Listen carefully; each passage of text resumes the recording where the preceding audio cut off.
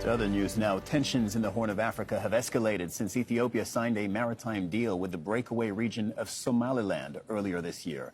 The agreement gives landlocked Ethiopia access to the sea in exchange for Addis Ababa recognizing Somaliland's independence. The deal has angered Somalia.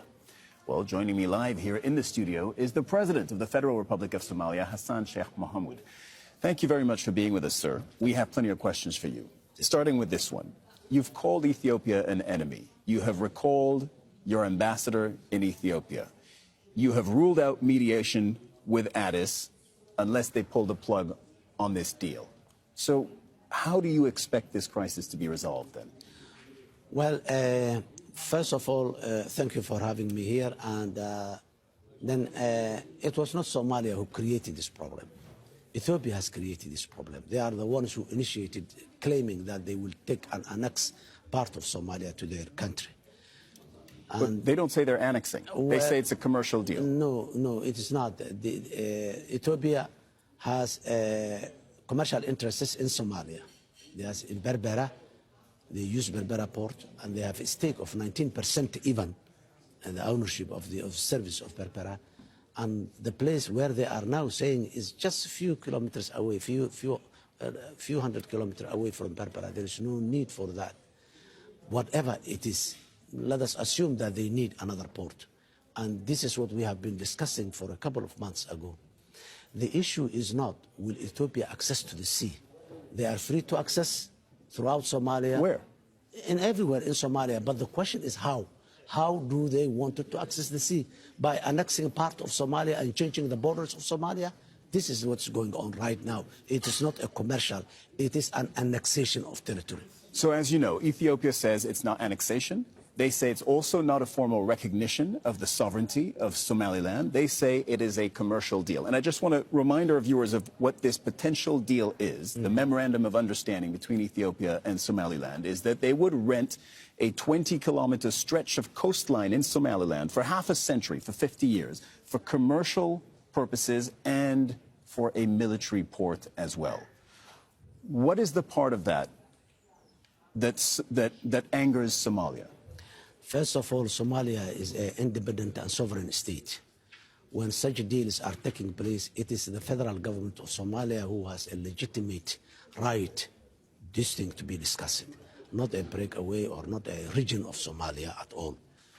And above all, commercial and military base mixed together and doing one thing, that's one. The other thing, if it is a 20-kilometer strip of land in the coast only, how that strip of land and how that port is going to be connected to Ethiopia by passing through Somalia, that's another one. The other one, it is in public domain. Ethiopia said we do this in exchange of recognition. We recognize Somaliland. That's a public and that's official. And if they said, they didn't say it only one time. The Prime Minister said, the Minister of Foreign Affairs said, the National Security Advisor said, many other leaders in Ethiopia said.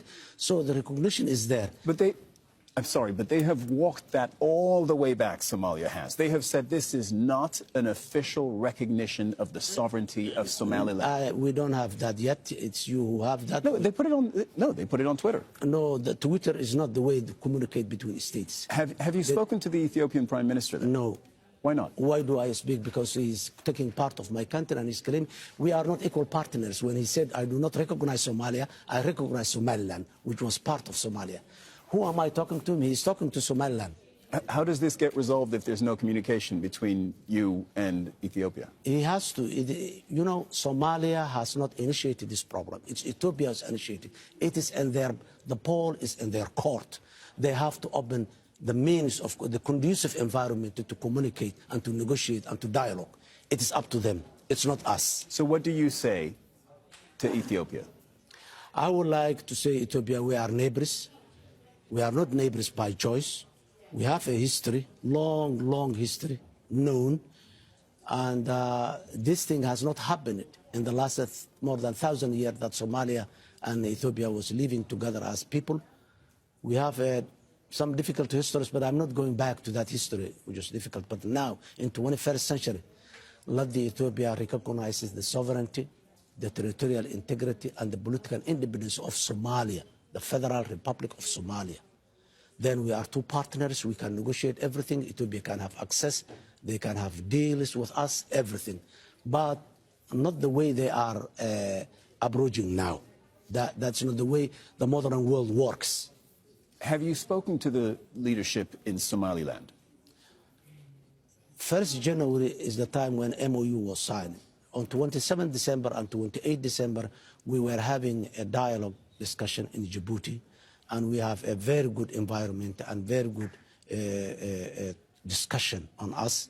And even when that conclusion was ended, Prime Minister Abiy appreciated, and he said, this is a good step taken towards the right direction.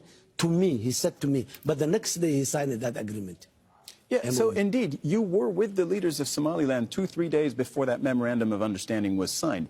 Are you saying then that they kept you in the dark about what they were about to do? Yes, they never mentioned. We have been discussing how to unite Somalia, not how to give part of Somalia to Ethiopia. No, this was not the subject of discussion. The subject of discussion was the unity of Somalia, how we unite and how we address the grievances of the past and all this. That was the discussion. What are you asking Ethiopia to do, and what happens if Ethiopia goes through with this memorandum of understanding, this deal? Look, one thing is very clear. Ethiopia has no right to do that. Diplomatically, legally, it has no right to do But what if they do it?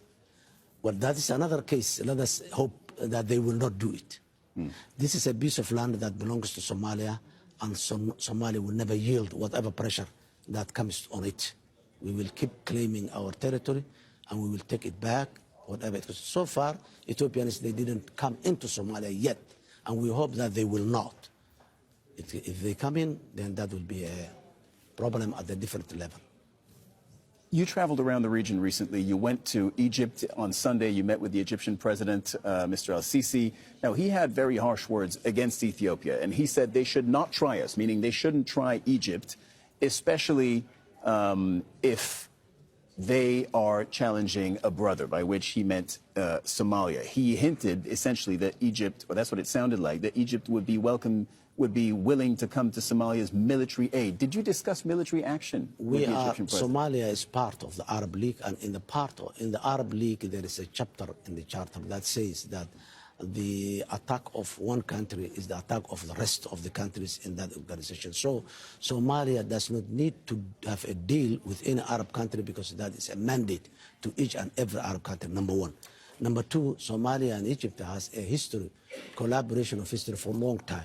Even if before we became independent in 1956, when the Canal Suez War was there, Somalia as a people, they were supporting with Egypt. And then all the way, many times Somalia has got into difficulty, Egypt to support it. The support does not mean boots on the ground. Okay, that's my question, because I understand the history, but my question is, did you discuss potential military action? No. We have not discussed it. Egyptian military coming to Somalia. And we believe that the problem has not reached there yet. And that's why he's saying, warning and all this, don't do it, please. Okay. This may sound like a naive question, but is there perhaps a win-win scenario here between Somalia and Ethiopia where the two countries can cooperate? Ethiopia wants access to the sea, as, by the way, all landlocked countries do. Somalia, on the other hand, is fighting the armed group Al-Shabaab. We'll get to that a little bit more in a moment. There are thousands of Ethiopian troops on Somalian territory as part of that ongoing effort. Isn't there a way, perhaps, that the two countries can come to some kind of understanding to defuse this crisis? I have to repeat it again. The question between Somalia and Ethiopia is not how will Ethiopia access to the sea. That's not the question. We want Ethiopia to have an access to the sea. But the question is how Ethiopia is going to have that access to the sea. That's number one. And that if Ethiopia is ready, we are ready to discuss. But grabbing a piece of land, we are not ready for that. Regarding the issue of Al-Shabaab, Al-Shabaab is not a threat to Somalia only. Al-Shabaab is a regional threat, is a continental threat, and it has been, this Shabaab has been interfered in Ethiopia, in Kenya, in Uganda, in Djibouti, and in Europe even. So Shabaab, it just happened that they are in Somalia, but they are not a problem to Somalia only. So Ethiopia, but mainly to Somalia. Well, let us say, except mainly, but Ethiopia, number one, they were there as a part of the mandate of the African Union mission there.